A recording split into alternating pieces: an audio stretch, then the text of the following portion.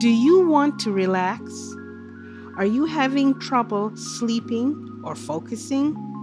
CBD reduces anxiety, chronic pain, seizures, PTSD, depression. Try our CBD gummies or chocolates.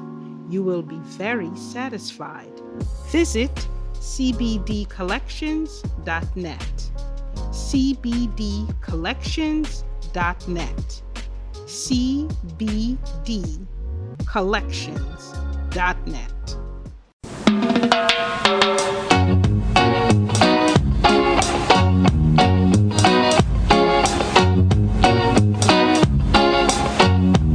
Hello, folks. Chris Daly here.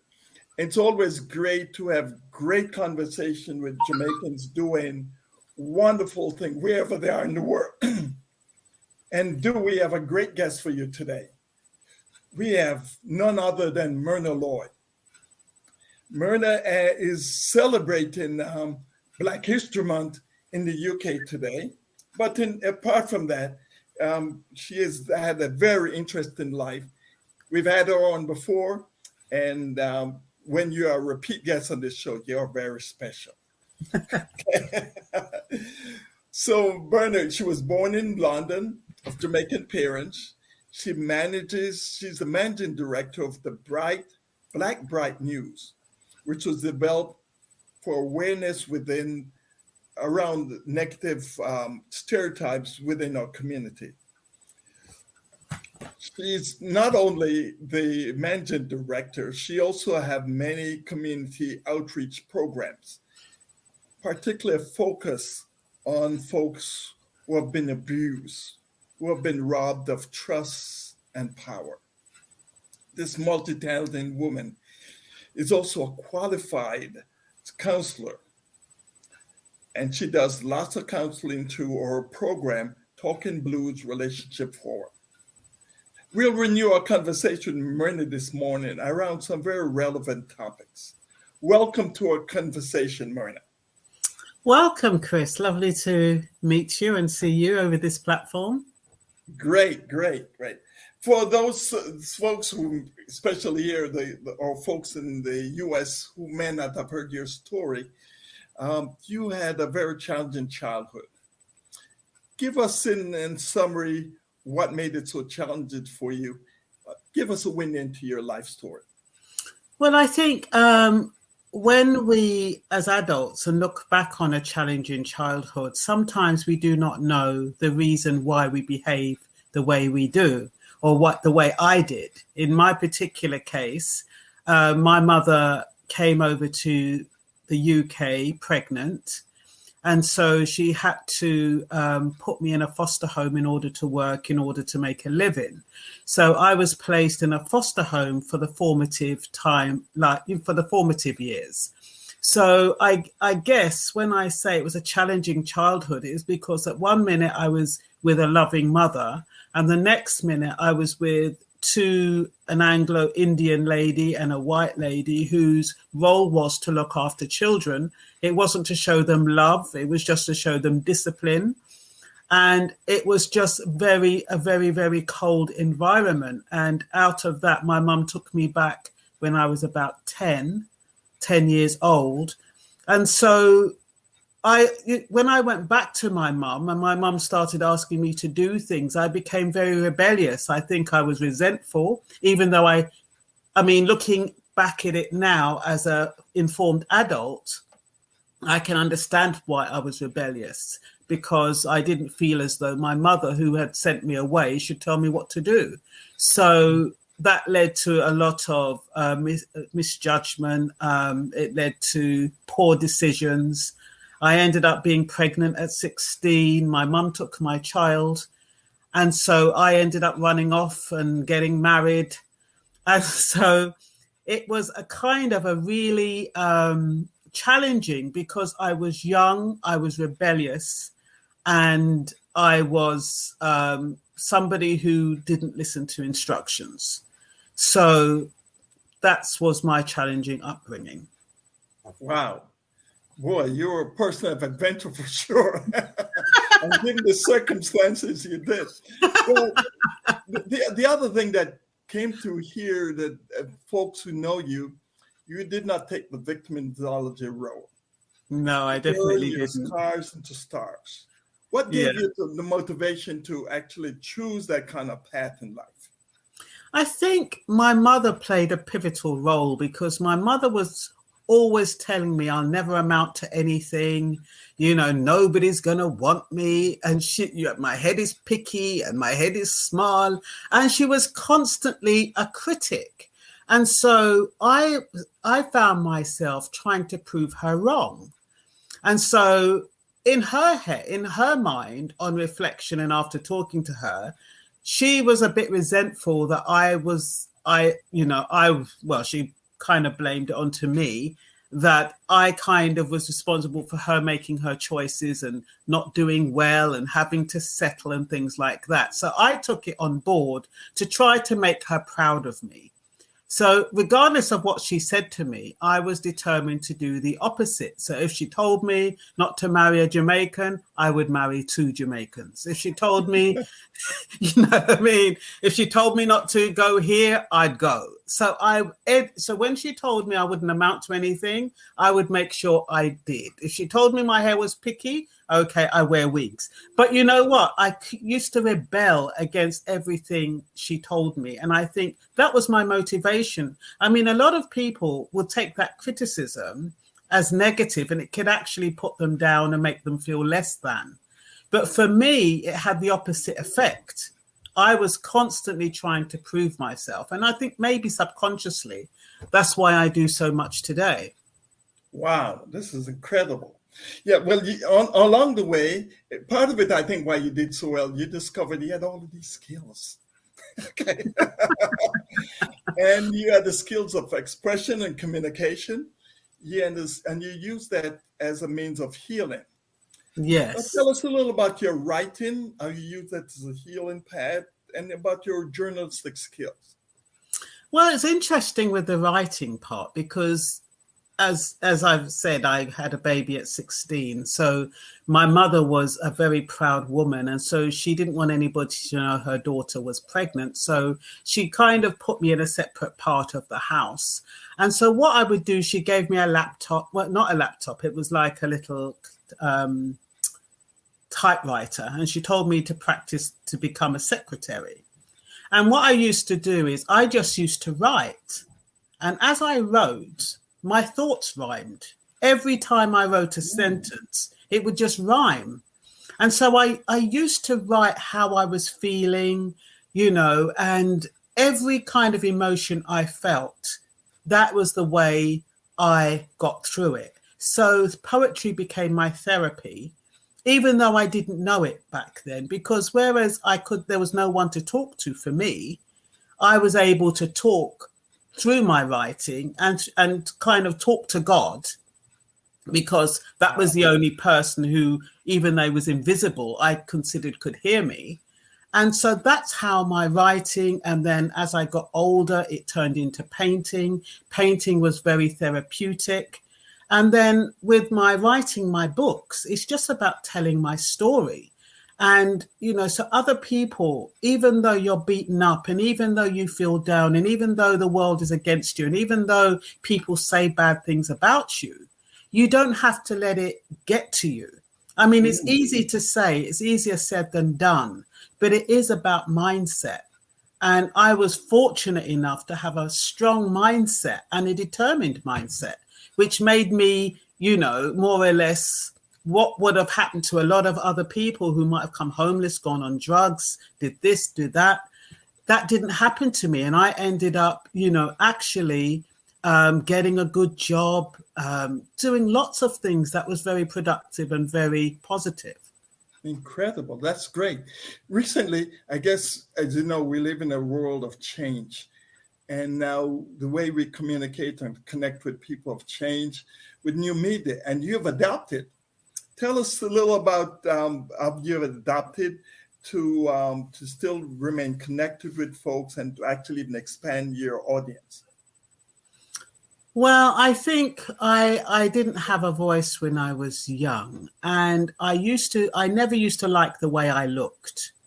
And so what I found with YouTube, which was fascinating, is that I would it helped me to accept myself, because I'd have to look at myself in order to send a message to help other people. Because my role on YouTube was, especially when they were deporting the Windrushians in the UK, and I realized that a lot of them were illiterate, and they didn't know legislation, they didn't know that the laws had changed. And I thought to myself, I've got to help them.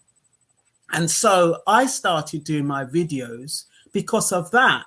And because I did it for someone else, I ended up looking at myself and using that as a platform and getting confident in accepting myself for who I am, accepting myself for the way I look. Then, and it also meant that because I think I've got about over 10,000 subscribers who are quite consistent on YouTube, it meant that people were interested in what I had to say. So that built my confidence. So now if I find a subject that I think will help somebody, I can now do it with confidence. I don't think about how I look. Well, I shouldn't say I don't think about how I look, because I'm not going to look like anything, but I'm less critical, I should say. Got it. Yeah. Well, so you're known for this poem, the special poem. Thus, the title alone says volumes. Time does not heal, and it kind of describes your mom's Windrush experience. Yes. Tell us a little about that poem in particular, and if you'd like to share a little piece of it, please do. Okay, I will. It's called Time Doesn't Heal the Pain, Does It, Mama? And that is because my mother and I, we had a kind of symbiotic relationship.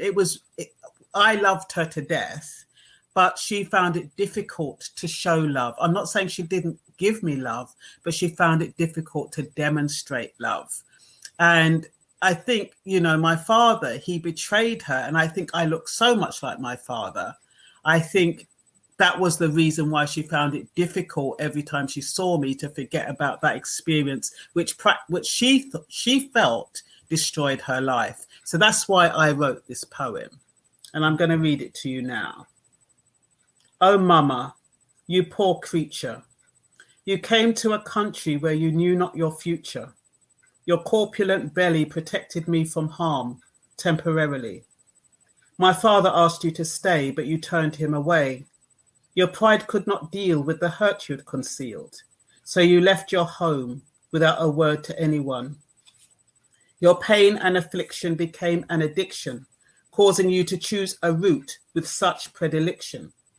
When you recall him, Mama, you are filled with such hate. How could such an encounter determine your fate?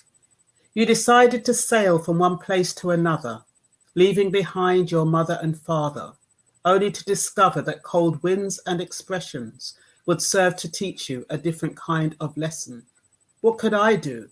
I was a parasitical amoeba designed to feed off of you. Mama, how did it feel to leave my papa, your mama? Were there millions of tears when compelled to leave relationships developed throughout the years?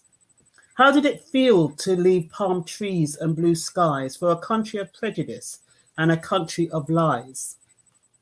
How did it feel after making your plans to discover you'd conceived for a married man?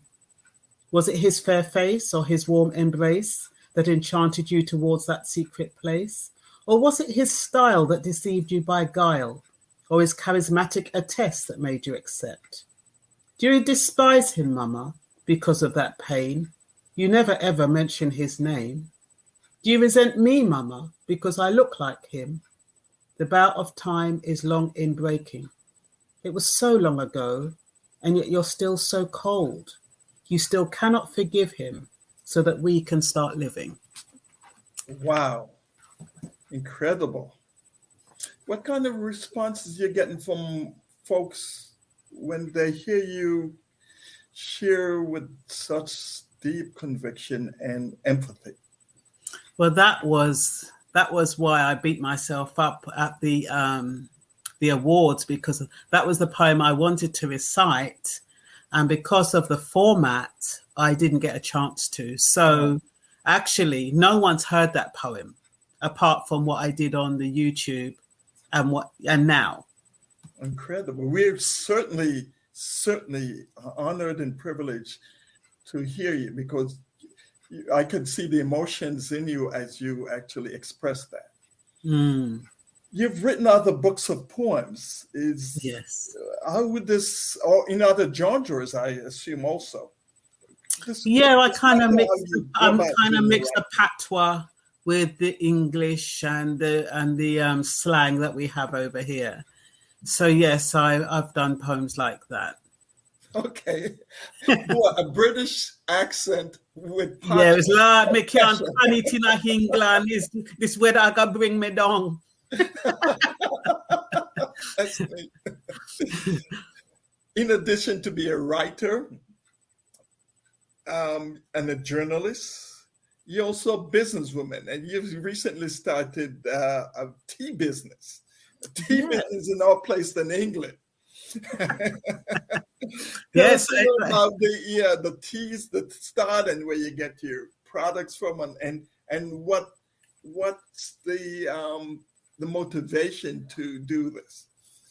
Well, it's a herbal tea kitchen, so I started with buying boxes of teas, like Dalgety teas and the regular box teas, and then I found that the other traders, they were all selling their boxes of tea. So I decided that I had a friend who had herbs in the garden, and so we decided to pick some of the herbs like fennel, lemongrass. I researched the properties in each herb, and I started making teas from the herbs in the garden, and then they were popular.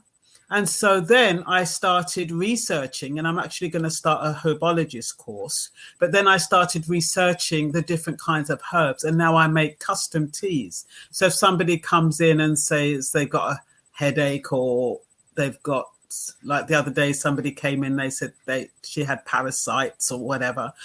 What I tend to do is I'll research the herbs and see which one complements each other, and make sure there's no side effects and things like that, and they're not pregnant and that kind of stuff.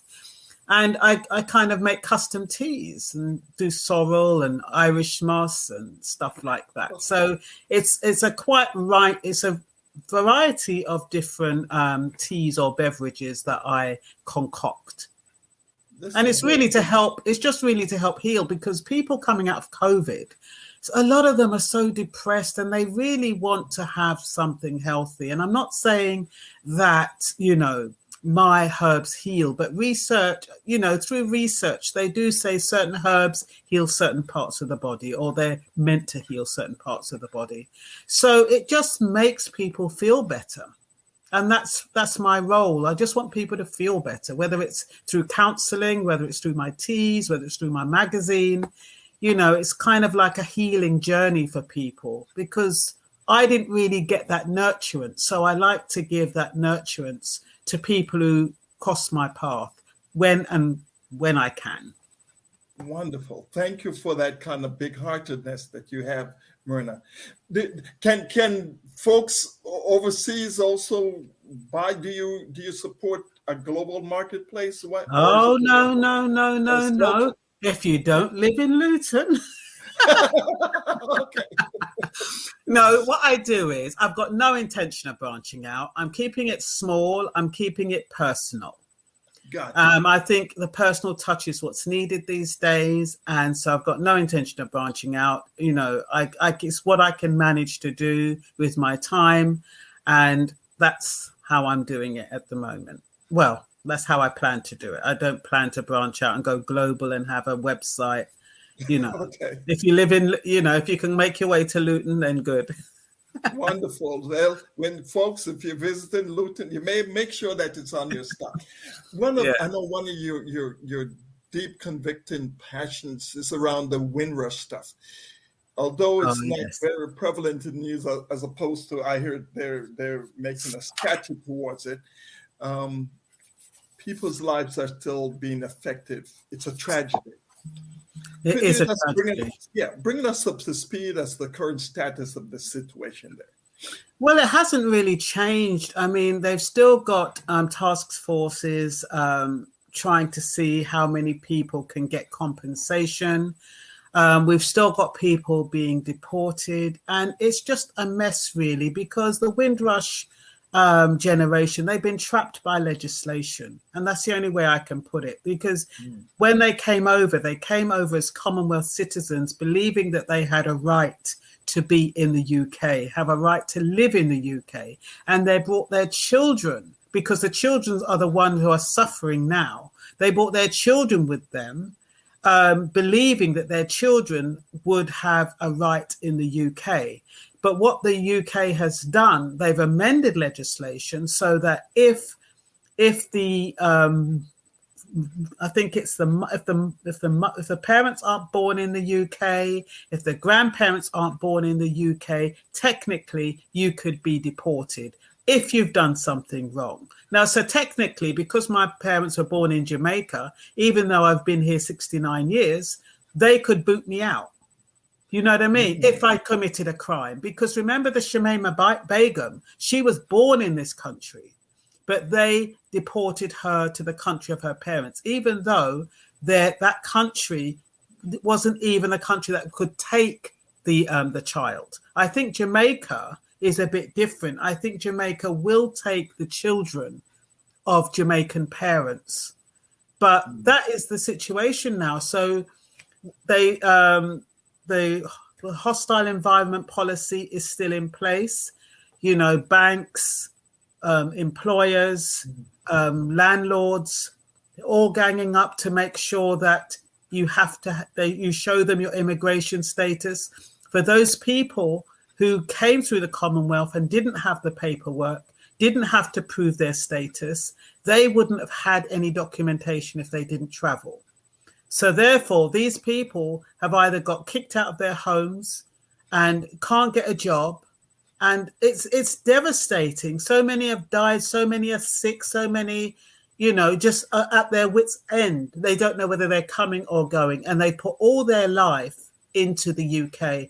And the thing is, the government could easily track whether or not they were legitimately in the country through their NHS, through their GP records, through their tax records, their employee reference. So they've made it deliberately difficult for the Windrushians to find the evidence. Thank God they've got a task force, but a lot of the Windrushians are afraid to put themselves forward just in case they're detained or deported. So a lot of them, I forget the number. I did write it down, but there's a small number. They was expecting, I think, 540,000 to apply. Wow. But only 12,000 received compensation. I was wondering, given that there are other groups that migrated to UK at this time, is there a collaboration, or is this legislation clearly aimed just at the Windrush folks? Well, they call it the Windrush, but Asians are included. Are included, so it's okay. So it's there in a collaboration between the different groups in a. Yes, it's everybody who came to the UK within that period. I think why we call it Windrush is because the Black people or the Caribbean are focusing on their Caribbean group. Gotcha. So Asians might well have their own, but I'm not aware of it. Okay. I was wondering, is there anything the folks outside of the UK within the diaspora can do to support or to keep the story alive and add pressure to the legislation and for those to reconsider? Well, I'm not sure. I think it's, I hate to say this, but it does seem as though Jamaica is sleeping with the enemy, because I think if they questioned those people who were deported to see whether or not they're legitimately, they're eligible for deportation, because a lot of them aren't. Technically you're supposed to, originally if you spent more than 4 years in jail, that was automatic deportation. They've now dwindled that down to 12 months. And they're dwindling it down even further to 6 months. So anybody could stop, the police could stop somebody with a spliff and say, look, we're going to throw you in jail for 12 months just to qualify for them to be deported. You see what I mean? Yeah, yeah. So with when it was 4 years, it had to be something really serious like murder, rape, something really, really serious. But now people are being deported for minor things. I think last time there was a guy with a driving offence, and they included him in that lot that was being deported. I don't know whether or not his appeal went through, because if they don't have the money to get a lawyer to appeal against it, they get shipped off. And I mean, the last one I think was a couple of months ago, and I should have had my figures, but less than half didn't get deported. They were meant to be deported, but they had legal counsel and they weren't deported. So they're deporting people who don't have the help and the support. You see, or maybe they've done something wrong and they haven't got the lawyers to support them. I don't know the semantics about it all. Well, but it's a bit fishy. Yeah, hopefully somebody gets the country even at the other end and show the travesty of. I thought I saw one documentary that looked at folks who got deported back in Jamaica and followed their lives for a while, and how devastating it was. Oh, it was devastating. Yeah, it's horrible. And can you imagine, a lot of them, they've been in the UK since they're young, and what do they know about the Jamaican lifestyle? And then Jamaican lifestyle is like a hustling lifestyle. You have to know how to work and do your thing. You can't be timid. And the thing is, with the British culture, it's quite weak. It doesn't grow men. You know what I mean? Yeah. It's not designed. Whereas if you think about Africa, you see the little young boys, they're picking up wood and they're doing all kinds of stuff from a very young age. They grow men, but Britain doesn't do that. So for the young men to leave England and go to Jamaica, and they're practically still boys mentally. Right. It's very difficult for them to survive in that climate. Wow. I want to move on up to it's also Black History Month in the UK. What would you say the state economically and politically of Blacks are within the current climate in the UK? And what is there to celebrate? Well, what is there to celebrate? I mean, on the one hand, we've got a lot of funding. Organizations get funding for Black History Month, so they can celebrate it in every which way.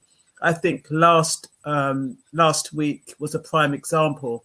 We had the Windrush Celebration Awards, and that was celebrating through Black History Month, which is in October. So there'll be a lot of events going on, and most of them are funded.